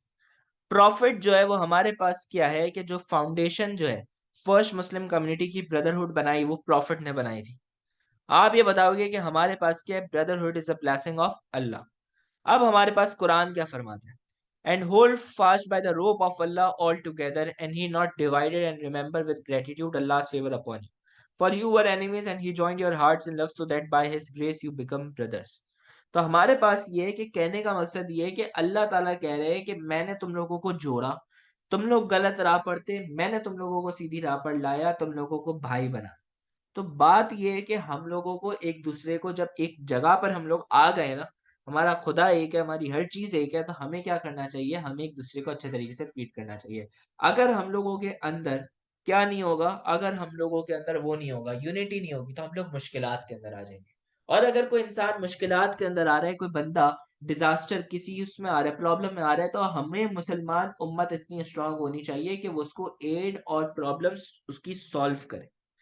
अब हम इसकी बी लाइफ, बी पार्ट में उसकी डेली लाइफ क्या दे सकते हैं, हम ये बोल सकते हैं कि हमें क्या करना चाहिए, एक दूसरे को अच्छे तरीके से ट्रीट करना चाहिए। अगर हमारे पास क्या है कि अगर किसी बंदे को हमसे प्रॉब्लम है तो हमें उससे पूछना चाहिए आपको क्या प्रॉब्लम हो रही है। फिर जो एरियाज जो अफेक्ट हुए हैं, सीरिया हो गया, कश्मीर हो गया, पैलेस्टाइन हो गया, इराक हो गया, जहां पे नॉन मुस्लिम्स वो कर रहे हैं, तो हमें उनकी मदद करनी चाहिए फाइनेंशियली, पैसा पहुंचाकर, फिजिकली कि वहां पे अपनी आर्मी पहुंचाकर, पॉलिटिकली उनके लिए आवाज उठाकर कि तुम लोगों के साथ गलत हो रहा है। हम अगर देखा जाए तो वी आर हिपोक्रेट्स, हम लोग मुनाफिकीन है। हम मुंह पर मुसलमान बनते हैं, हम कहते हैं हम ये कर देंगे, हम वो कर देंगे, लेकिन जब हमारे पास किसी के ऊपर जुल्म हो रहा होता है तो हम क्या करते हैं, एक गाना बना के छोड़ देते हैं कि हम दुश्मनों के बच्चों को पढ़ाएंगे। हम लोग कुछ नहीं कर सकते एज अ नेशन। हम लोग सिर्फ क्या करते हैं, फेसबुक पे जिहादी बने हुए होते हैं, व्हाट्सएप पे जिहादी बने हुए होते हैं कि हम ये कर देंगे, हम वो कर देंगे। अगर मैं किसी को कहूँ ना बॉर्डर पे जाके लड़ लो, तो सबसे पहले भाग जाता है। तो बेहतर ये है कि हमें क्या करना चाहिए, हमें सिर्फ ये बोलना नहीं चाहिए बल्कि दूसरों की मदद करनी चाहिए। अगर हम देखें तो हमारे मुसलमान भाइयों के ऊपर जितना जुल्म हो रहा है, तो इस हदीस के हिसाब से हमें तकलीफ होनी चाहिए। लेकिन आज भी हम सुकून से रात को एसी चलाकर, पंखा चलाकर, रात को सुकून से लाइट बंद करके सुकून से सो रहे हैं। लेकिन हमें कभी भी जिंदगी में टेंशन नहीं हुई कि यार उनके साथ गलत हो रहा है। हदीस के अकॉर्डिंग किया है कि आप एक बॉडी की तरह हो। अगर तुम्हारे दिमाग में दर्द हो रहा है ना, तो तुम्हें पूरी तकलीफ होनी चाहिए, पूरी बॉडी में तुम्हें एक टेंशन की तरह होगी। अगर तुम्हारे हाथ में दर्द हो रहा है तो तुम्हें प्रॉब्लम होगी। इसी तरीके से अगर तुम्हारे किसी भाई को तकलीफ हो रही है तो आपको भी तकलीफ होनी चाहिए। लेकिन अनफॉर्चुनेटली क्या हो रहा है कि हम सुकून से सो रहे हैं, हम हर चीज देखते तो जरूर है लेकिन उस पर कभी रिएक्ट नहीं करते, और इन टॉपिक्स को हम छेड़ते नहीं। हम इन टॉपिक्स को कभी छेड़ते ही नहीं, हम चुपचाप अपनी जिंदगियों में क्या है, मसरूफ है। तो ये चीज हम गलत कर रहे हैं जो कि हमें नहीं करनी चाहिए थी। फिर आप ये बताओगे कि अगर जैसे कि हमारे पास ये है कि हमें दूसरी जैसे अगर हमारे पास कोई बीमारी आ जाती है, हमें उसको ऐसे निकालना है, इसी तरीके से हमें मुस्लिम कम्युनिटी की भी केयर करनी है कि उसके अंदर कोई मुश्किलात ना आए। प्रॉफिट ने कहा, whoever removes a worldly grief from a believer, Allah will remove him one of his grieveness on the day of judgment। ये कितनी बड़ी बात है, कि मतलब ये है कि अगर आप किसी के उसमें से गम निकाल रहे हो तो अल्लाह आपको डे ऑफ जजमेंट वाले दिन आपको बचाएगा गुनाहों से। तो मतलब ये आपके पास एक बहुत अच्छी अपॉर्चुनिटी है कि हम लोग आवाज उठाएं। देखिए अब आप लोगों को मैं ये नहीं कह रहा कि कल से जंग पे चले जाएं। आप लोग, बहुत सारी चीजें ऐसी हैं जो हम लोग कर सकते हैं लेकिन हम लोग करते नहीं है। हम स्नैपचैट यूज कर रहे होते हैं, स्ट्रीक्स बेच रहे होते हैं, हम लोग छिचोड़पन कर रहे होते हैं। लेकिन बात यह है कि हम जब पढ़ने जो चीज हमें करनी चाहिए वो चीज हम करते नहीं है। आप लोगों में से इतने अच्छे स्टूडेंट्स होंगे जिनकी इंग्लिश बहुत अच्छी होगी, कभी किसी ने कोई सोचा कि मैं कोई ब्लॉग लिखूं या फिर कुछ ऐसी चीज लिखूं जो ये चीजों को इससे हम लोग बच सके? नहीं सोचा। क्यों नहीं सोचा? क्यों? हमारा माइंड ही नहीं जाता भाई, हम तो चिल है ना। जिस दिन हमारे ऊपर अटैक होगा ना तो उस दिन वो लोग भी हमारे ऊपर हमारा साथ नहीं देंगे। जैसे हम उनका साथ नहीं दे रहे, वैसे जिस दिन हमारे ऊपर अटैक होगा तो उस दिन वो भी हमारा साथ नहीं देंगे। तो हम बी पार्ट में क्या सीख रहे हैं कि हमें उनकी मदद करनी चाहिए। फिर है हदीस number 70, modesty produces nothing but good. अब ये मॉडेस्टी का मतलब क्या होता है? मॉडेस्ट का मतलब क्या होता है? देखिए, मॉडेस्ट का मतलब होता है शराफत। शराफत का मतलब होता है एक बंदा नेक है, एक बंदा क्या है वो। अब हमारे पास क्या है, मॉडेस्ट का मतलब ये है कि अगर एक बंदा क्या है कि वो थोड़ा सा मतलब कोई वो नहीं है, बिगड़ा हुआ नहीं है, बिल्कुल सुकून से जो इस्लाम का दायरा है उस इस्लाम के दायरे के अंदर है। अब कहा जा रहा है कि अगर आप इस्लाम के दायरे में रह रहे हो, सिंप्लिसिटी में रह रहे हो, गलत काम नहीं कर रहे, तो आप कुछ अच्छा प्रोड्यूस वो करोगे, कुछ भी गलत प्रोड्यूस नहीं करोगे। अब इसमें हमें क्या पता चल रहा है? तो आप बताओगे modesty is an important feature of Islam. सबसे इंपॉर्टेंट फीचर जो इस्लाम का है वो क्या है? मॉडेस्टी। क्योंकि मॉडेस्टी से ही आपकी करेक्टर बिल्डिंग होती है। देखिए, एक चीज है मेरे पास, मॉडेस्टी का मतलब मैं आपको देखें समझाता हूँ। मॉडेस्टी का मतलब है सिंपल रहना। मॉडेस्टी का मतलब है इस्लाम के दायरे के अंदर रहना, जो लिमिटेशन है उसको क्रॉस नहीं करना। फिर आपने क्या करना है? एक अच्छा इंसान बन के रहना। अब देखिए, अगर मैं वो रह रहा हूँ, मॉडेस्ट नहीं हूँ, सिंपल नहीं रह रहा, मैं शो ऑफ कर रहा हूँ, तो सबसे पहली चीज, अल्लाह ताला को शो ऑफ पसंद नहीं है। क्यों पसंद नहीं है? क्योंकि पावर्स तो सारी अल्लाह की है, तो किस बात का शो ऑफ। तो सबसे पहली चीज हम क्या सीख रहे हैं कि मॉडेस्टी जो है वो आपकी करेक्टर बिल्डिंग कर रहा है, आपका एक करेक्टर एक बना रहा है। प्रॉफिट क्या कहते हैं? Modesty and faith are two companions, when one leaves the other leaves too. मतलब अगर आपके अंदर मॉडेस्टी नहीं है ना, तो आपका फेथ, ईमान जो है वो भी क्या हो जाएगा? चले जाएगा। सही है। फिर हमारे पास क्या है कि हमें क्या करना चाहिए? कुरान क्या फरमाता है, हदीस क्या फरमाती है? वो ये कहती है कि आप जो है वो गलत कामों पे ना जाए। सही है। चाहे ओपनली चाहे सीक्रेटली। अब सर क्या मतलब चाहे ओपनली चाहे सीक्रेटली का मतलब ये है कि आपने गलत काम नहीं करना। मतलब देखें, गलत काम ओपनली कैसे हो सकते हैं? ओपनली इस तरीके से होते हैं कि बहुत सारे बच्चे समझते हैं मैं गाली दे रहा हूं, मैं बहुत कूल लग रहा हूं, मैं जो है वो ओपोजिट जेंडर के साथ एक रिलेशनशिप में रह रहा हूं, मैं बहुत कूल लग रहा हूं। गलत। सीक्रेटली क्या हो सकता है? सीक्रेटली हो सकता है हम अपने पेरेंट्स के सामने गालियां नहीं दे रहे होते, लेकिन हम दोस्तों के साथ बैठे हुए हैं तो गालियां दे रहे हैं, सीक्रेटली। फिर सीक्रेटली कोई उलट चीज देख ली। तो हमारे पास ये है कि हमें कोई भी उलट काम नहीं करना, वेदर ओपनली और सीक्रेटली। अब मॉडेस्टी जो है ना वो आपको क्या कर रही है? वो एक बैरियर बना रही है। वो बैरियर क्या बना रही है? एक पर्सन है, यहाँ पे एक बंदा है, ये मॉडेस्टी है। ये जो लाइन है ना ये है मॉडेस्टी। और ये है बेगैरतपन, शेमफुल डीड्स। शेमफुल डीड से अगर आपने बचना है ना तो ये आपका एक बैरियर है। मतलब ये है कि मॉडेस्टी आपको बचा रही है, वो बैरियर आपके सामने है कि ये आपको गुनाहों से बचा रही है। तो प्रॉफिट ने क्या कहा? If you have lost your modesty, do what ever you want. अगर शर्म निकल गई है ना तो फिर जो करना है करते हैं। तो मॉडेस्टी क्या है कि हमारी जो एक्शंस हैं, जो हमारी सेइंग्स हैं उन पे है, और फिर हमारी वो किस तरीके से हम लोगों की लाइफ गुजर रही है उस तरीके पे काफी ज्यादा डिपेंड करती है। तो अब हमारे पास क्या है कि मुसलमान मॉडेस्टी कैसे प्रैक्टिस कर सकते हैं? सबसे पहले क्या करना है कि मुसलमानों को शिर्क नहीं करना, क्योंकि वो डाउन टू अर्थ रह रहा है, वो सिंपल रह रहा है, वो किसी और के सामने नहीं झुक रहा, वो अल्लाह ताला पे बिलीव कर रहा है। फिर हमारे पास क्या है? मॉडेस्टी कैसे हो सकती है कि उसको अनलॉफुल थिंग्स नहीं करनी। सही है। चाहे वो अकेला हो, चाहे वो जैसा भी हो, क्योंकि उसका बिलीफ है कि अल्लाह हर वक्त मेरे साथ है। जब अल्लाह हर वक्त मेरे साथ है तो मतलब मुझे कोई देखे ना देखे, अल्लाह ताला देखे। फिर ड्रेस मॉडेस्टी के साथ करें, चाहे वो मर्द हजरात हो चाहे वो औरतें हो। मर्द हजरात कैसे कपड़े पहन सकते हैं कि हमारे पास, जैसे कि आपको पता है आजकल के जो माशाल्लाह फैशंस आ रहे हैं बॉयज और के, बहुत ज्यादा नैरो पैंट्स पहनी जा रही हैं, ये सारी चीजें नहीं पहने। फिर हमारे पास ये है कि वो जो एंकल उससे नीचे है तो वो नहीं हो। तो मॉडेस्टी जो इस्लाम का दायरा है, इसी तरीके से वुमेन के लिए भी यही है कि जो इस्लाम का दायरा है उसी को क्या करें? फॉलो करें। वो कपड़े पहने जो इस्लाम के अंदर अलाउड है। नमाज के अंदर मर्द हजरात मस्जिदों में जाते हैं तो वो कपड़े पहने जो हमें कहा गया है। जैसे जब आप लोग पिलर्स ऑफ इस्लाम पढ़ोगे तो उसमें प्रेयर्स में पढ़ोगे कि प्रॉफिट ने फरमाया कि अगर कोई टाइट कपड़े पहन रहा है तो वो नमाज पढ़ते वक्त कोई उसके ऊपर कोट पहन ले, ताकि उसकी बॉडी एक्सपोज ना हो। हमारे यहाँ पे क्या इतनी टाइट पैंट्स पहन के नमाज पढ़ने जा रहे होते हैं। अब उससे ऑब्वियस सी बात है कि हमें अलाउड नहीं है।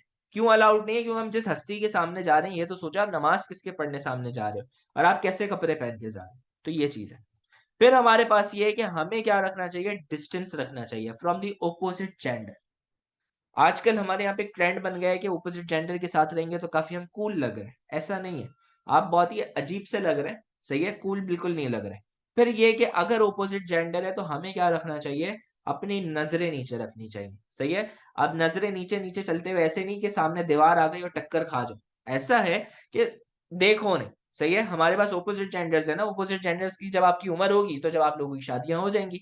अभी क्यों फालतू की हरकतें करनी है? तो ओपोजिट जेंडर से हमें क्या रखना है, एक रिलेशन नहीं रखना, और अपना एक डिस्टेंस क्या रखना है, मेंटेन रखना है। इस्लाम का ये दायरा है। बाकी आप लोगों को समझ नहीं आया तो फिर करते रहो।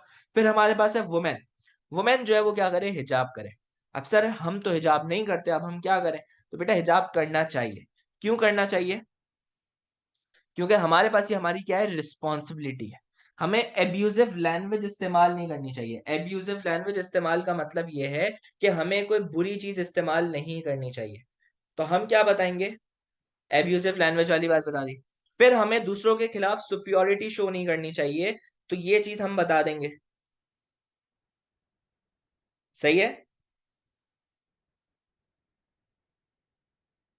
फिर हमें अपना लाइफ स्टाइल क्या रखना चाहिए, सिंपल रखना चाहिए। तो ये चीज हमें क्या होनी चाहिए, पता होनी चाहिए। सही है। तो ये हमारा बी पार्ट था। होपफुली आप लोगों को क्या हो गया होगा, समझ आ गया होगा कि हमें अपनी जिंदगियां कैसे गुजारनी है, क्या करना है, क्या चीज अपनी डेली लाइफ में करनी है, क्या चीज नहीं करनी। तो होपफुली आप लोगों को समझ आ गया होगा। इसके बाद हम लोग आगे पढ़ते हैं।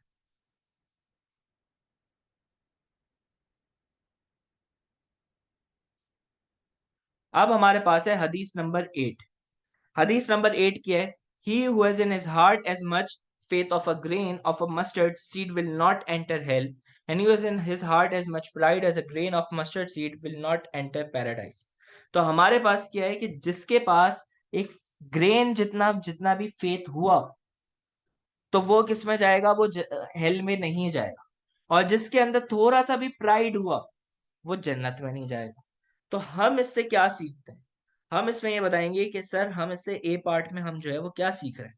तो हम ये सीख रहे हैं कि हमें इसमें फेथ की इंपॉर्टेंस बताई जा रही है। हमें ये बात बताई जा रही है कि ये हमारे पास क्या है, कि हमें ये बात बताई जा रही है कि अगर हमारे पास, अगर फेथ की जो सबसे इंपॉर्टेंट बिलीफ है वो ये है कि हमारा फेथ, तौहीद, तौहीद अगर हमारे पास नहीं होगा तो हम लोग जन्नत में नहीं जाएंगे। सही है। और दूसरा ये कि हमारे पास अगर थोड़ा सा भी फेथ हुआ ना, थोड़ा सा भी, तो हम लोग कहां पर नहीं जाएंगे, दोजख में नहीं जाएंगे। सही है। क्यों? क्योंकि हमारे अंदर ईमान है, थोड़ा सा भी ईमान अगर बचा है।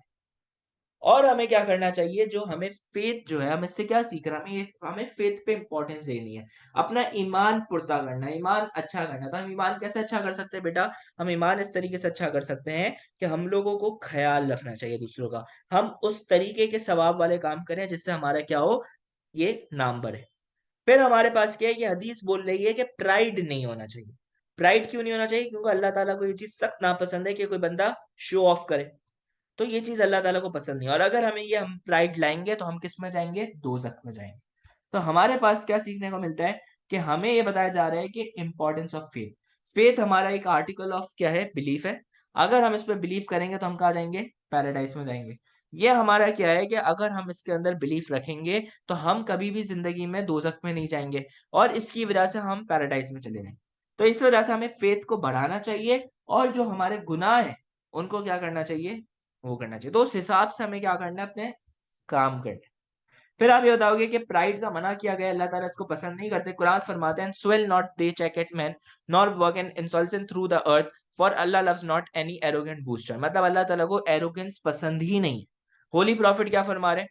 अल्लाह the most high says, pride is my cloak and greatness my robe, and he who competes me in respect of either of them I shall east him with into hellfire।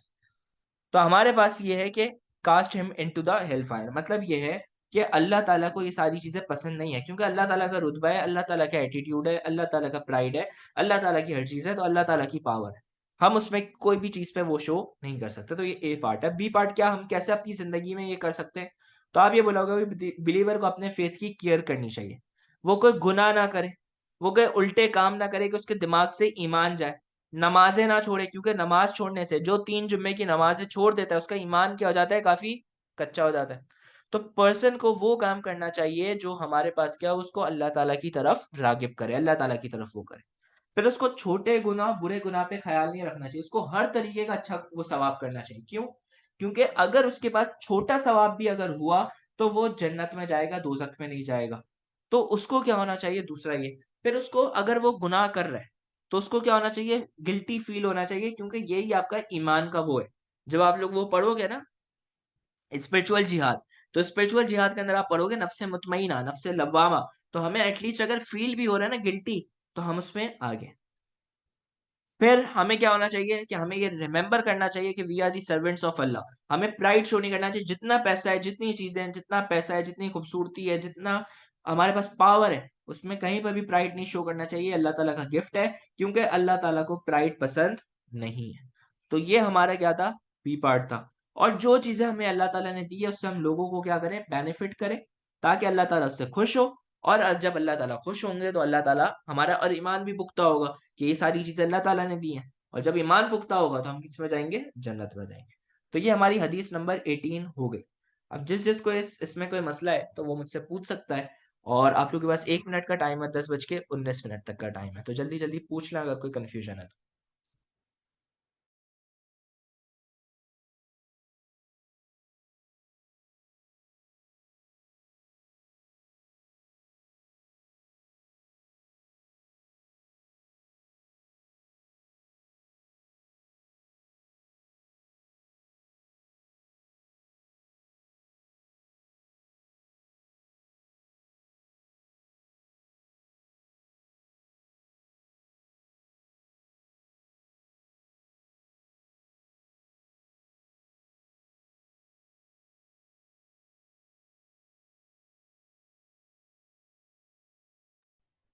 चले भैया, अब हम आगे बढ़ते हैं। अब हमारे पास है हदीस नंबर 19। दो हदीसें और है, फिर इंशाल्लाह हम लोग आपको क्या कर देंगे, जेल से आजाद कर देंगे। हदीस नंबर 19 हमारे पास कौन सी है? हदीस नंबर 19 के अंदर है, the world is the believers prison and the believers paradise. Believers prison क्या होता है? बिलीवर्स प्रिजन, प्रिजन में क्या होता है, आपके पास, आपके ऊपर जुल्म हो रहा होगा, आपको लग रहा होगा आपके साथ बहुत गलत हो रहा है, आपके ऊपर रिस्ट्रिक्शंस होंगी, आप वो चीजें नहीं कर सकते जो आप करना चाह रहे हो। अनबिलीवर्स पैराडाइज, पैराडाइज क्या है, जो दिल चाह रहा है वो कर रहे हो, कोई रोक टोक नहीं है, कोई चीज ही नहीं है, जो दिल चाह रहा है वो कर रहे हो। तो हम इससे क्या सीखते हैं? हम इससे ये सीख रहे हैं, जब इस हदीस के अंदर ये बात कही जा रही है तो ये बात बड़ी इंपॉर्टेंट है। ये क्या है कि इसमें ये कहा जा रहा है कि जो बिलीवर है वो क्या है, वो एक प्रिजन में रह रहा है। अब जैसे प्रिजन में आप कुछ नहीं कर सकते, वैसे बिलीवर के ऊपर रिस्ट्रिक्शंस हैं, शरीयत वो रिस्ट्रिक्शंस लगा देती है और उसको वो चीज करनी है। जैसे कि आपके पास जो जेल है वो आपकी परमानेंट प्लेस नहीं है, बाद में आप वहां से निकलोगे। इसी तरीके से दुनिया भी आपकी परमानेंट प्लेस नहीं है, ये टेम्पररी वर्ल्ड है। और बाद में आपकी डेस्टिनेशन क्या है, पैराडाइज। नॉन बिलीवर की अगर मैं बात करूं तो नॉन बिलीवर की क्या बात है कि वो अपनी जिंदगी जैसे गुजार रहा है, क्योंकि वो उसकी पैराडाइज है। जो दिल चाह रहा है, बिलीवर जैसे बिलीवर एक पैराडाइज में जो करेगा, वैसे नॉन बिलीवर जिंदगी में जो करना चाह रहा है वो कर रहा है। नॉन बिलीवर फिर कहाँ जाएगा, वो उसको हियर आफ्टर के अंदर उसका कोई रिवॉर्ड नहीं मिलेगा, क्योंकि वो ऑलरेडी जन्नत के अंदर है। तो वो किस में जाएगा, वो दोजख में जाएगा। सही है। तो हमारे पास क्या कहा गया कि हम इसके अंदर क्या सीख रहे हैं कि बिलीवर को कहा जा रहा है कि आप सबमिट कर दो अपनी सेल्फ अल्लाह ताला को, जो अल्लाह ताला कह रहे हैं उसको क्या करो, फॉलो करो। फिर यह है कि ये जो दुनिया है ये हमारे लिए क्या है, प्रिजन है। और ये जो प्रिजनर है वो अपनी मर्जी से यहाँ पर कुछ भी नहीं कर सकता, वो ही करेगा जो अल्लाह ताला ने उसको कहा है। प्रिजन के अंदर जैसे हमारी परमानेंट प्लेस नहीं है, वैसे वर्ल्ड भी हमारी परमानेंट प्लेस नहीं है। डेस्टिनेशन हमारी क्या है, पैराडाइज। फिर आप बताओ कि नॉन बिलीवर अपनी मर्जी से जिंदगी गुजारा और बाद में उसको रिवॉर्ड में क्या मिलेगी, दोजख। उसको बाद में कोई शेयर नहीं मिलेगा। प्रॉफिट फरमाते हैं, be in this world as if you are a stranger और अ वेफेयर, मतलब आप लोग क्या हो, बस ऐसी ही अपनी जिंदगी गुजारो, क्योंकि ये टेम्पररी वर्ल्ड है, इसके अंदर तो आपके पास कुछ है ही नहीं। तो आपने ये क्या चीज करनी है, ये चीज समझनी है। तो ये हमारे पास इसका ए पार्ट है। अब बी पार्ट हम कैसे कर सकते हैं? बी पार्ट आप ये बताओगे कि बिलीवर जो है, उसको ये बात बताया गया है कि रूल्स एंड रेगुलेशंस आपने शरिया की फॉलो करनी है। आप कोई भी चीज करो तो उससे पहले ये सोचो ये इस्लाम में अलाउड है या नहीं है। सही है, क्योंकि आपके ऊपर रिस्ट्रिक्शन है, आप वही कर सकते हो जो इस्लाम में अलाउड है। वर्ल्ड हमारा टेम्पररी प्लेस है, ये हमारी ट्रायल प्लेस है, जैसे हम लोग इसमें जिंदगी गुजारेंगे उसका हमें रिवॉर्ड मिलेगा, और वो रिवॉर्ड हमें जिंदगी सेकंड लाइफ में मिलेगा, और वो हमेशा के लिए होगा, वो हियर आफ्टर के अंदर जो रिवॉर्ड होगा। तो हमें क्या करना चाहिए, बिलीवर्स को जो है ना, वो लग्जरीज के पीछे नहीं भागना चाहिए, उसको 2 मिनट की मजे के लिए नहीं भागना चाहिए, उसको जो गाली गलौज जो है वो देने, गाली गाली देने में बड़ा मजा आता है। एक आम से मैं बात कर रहा हूँ, मुझे क्या मजा आएगा, मैं किसी को गाली दूंगा, मुझे कितना मजा आएगा, दिल को एक सुकून मिलेगी, दिल को राहत मिलेगी, 2-3 मिनट का सुकून है ना, ये मजा, ये हमें बाद में हमें बहुत मसला करेगा। हमें बाद में मसले करने से बेहतर है कि अभी हम क्या करें, जिंदगी वैसे गुजार लिया जो शरीयत का रूल। सही है। फिर ये है कि जो नॉन बिलीवर, नॉन बिलीवर को कुछ नहीं मिलेगा, बिलीवर को मिलेगा। जैसे बिलीवर देखें, बिलीवर अभी वो कर रहा है कंट्रोल, बाद में उसको जिंदगी बहुत अच्छी मिलेगी। नॉन बिलीवर्स क्या कर रहे हैं, नॉन बिलीवर्स बुरे काम कर रहे हैं, जब वो बुरे काम कर रहे हैं तो उसकी वजह से क्या होगा, उसको कोई रिवॉर्ड ही नहीं मिलेगा। तो ये हमारा बी पार्ट है कि हम इससे क्या हमें डेली लाइफ में करना चाहिए। तो डेली लाइफ में हमें हमें अपना जो कोड ऑफ लाइफ दिया हुआ है उसके अकॉर्डिंग अपनी जिंदगी गुजारनी चाहिए। फिर हमारे पास है हदीस number 20। God does not look at your forms and your possessions, but he looks at your hearts and your deeds. मतलब ये है कि ना ही अल्लाह ताला आपकी पावर देखता है, फॉर्म मतलब ये है कि भाई कोई बहुत ही आप कोई ऊंची वो, या फिर आपके ऊपर क्या है, आपके पोजेशन है, या आप कितने अमीर हो, आपके पास कितनी गाड़ियां, आपके पास कितने लैपटॉप्स हैं, आपके पास क्या है, आप क्या चीज, किस तरीके के कपड़े पहन रहे हो, क्या चीज है। बल्कि अल्लाह ताला आपका दिल देखता है, और ये देखता है कि आप क्या कर रहे हो। तो अल्लाह ताला हमें क्या है, आप सबसे पहले ये बताओगे कि अल्लाह ताला किस चीज को इंपॉर्टेंस दे रहा है।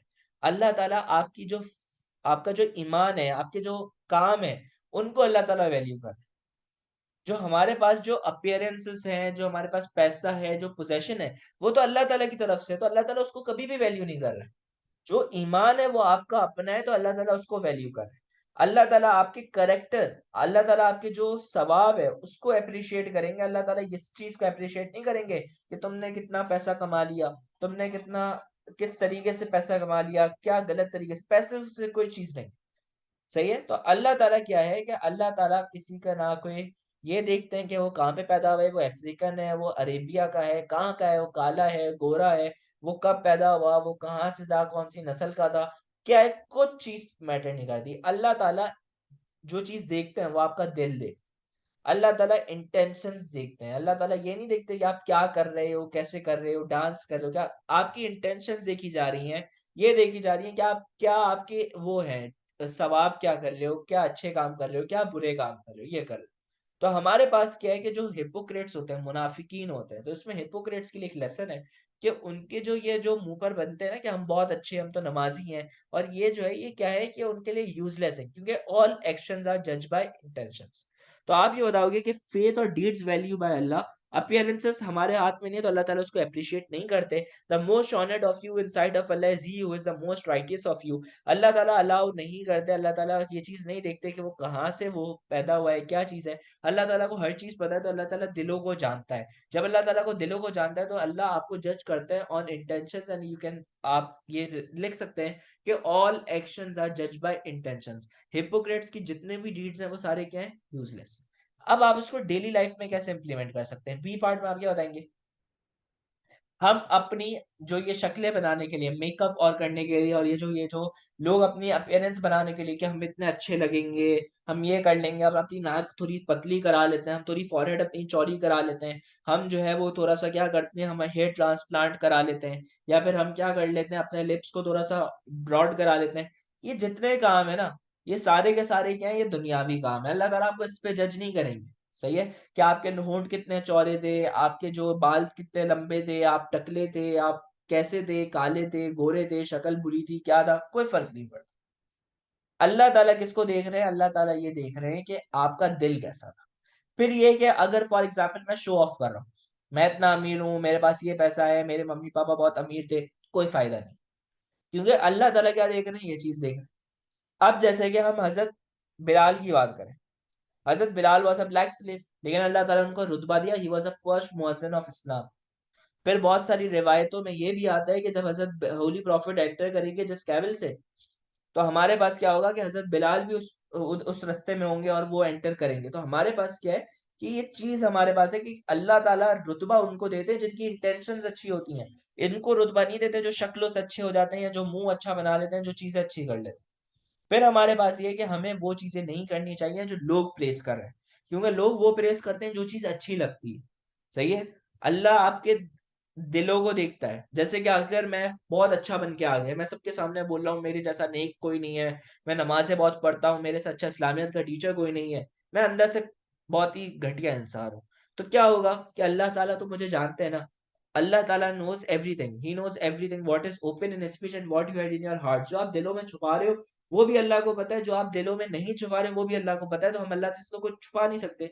तो बी पार्ट में हम ये सीखते हैं कि हमें इन चीजों पे फोकस नहीं करना चाहिए। अपनी अपीयरेंसेस, अमीर बनने के अंदर पैसा जाया नहीं करना चाहिए, बल्कि अपने आप को अंदर से अच्छा करना चाहिए। बिकॉज ऑल एक्शंस आर जज बाय इंटेंशंस। अल्लाह ताला हमें अपनी वेल्थ, वर्ल्डली इन्फ्लुएंस से जज नहीं करेंगे, बल्कि आपको करेक्टर और जो पर्सनल आपकी जो क्वालिटीज हैं उस पे आपको क्या करेंगे? जज करेंगे। ये हमारे पास कहानी है हदीस की। होपफुली आप लोगों को समझ आ गई होगी। जिसको समझ नहीं आई वो मुझसे पूछ सकता है, और जिसको समझ आ गई वो क्लास लीव कर सकता है।